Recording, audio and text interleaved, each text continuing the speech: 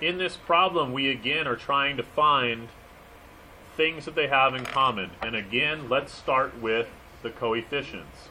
I have a 12, I have a 6, I have an 18. Just starting with the coefficients, raise your hand if you see something that they will have in common, and I want the largest number that they have in common. Kyle Clark. 6. 12 is a multiple of 6, 6 is a multiple of 6, 18 is a multiple of 6. So let's take out a 6. We're going to have our parentheses to put the rest in. And again, let's focus on the coefficients first.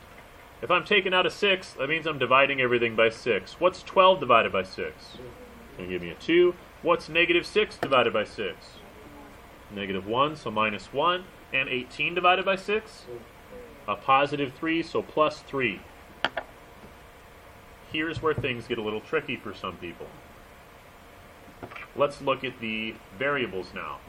Here I have an m, here I have an m, and here I have nothing.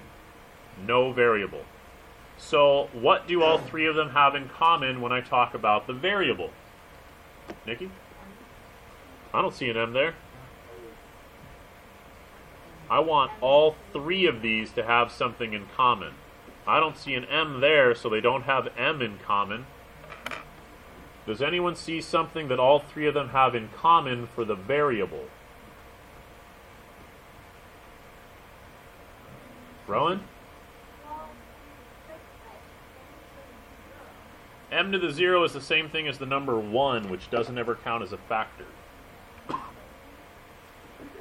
It's a good thing that no one thinks they have a very good idea, because there isn't one. These three have nothing in common, which means the only thing I'm taking out is the 6. But then what do I do with the m's? I leave them alone. This is 2, and I keep the m to the 5th. We got our negative 1. This is still m to the 3rd. There was nothing else they had in common. The only thing they had in common was that they are all multiples of 6, and we leave it just like that.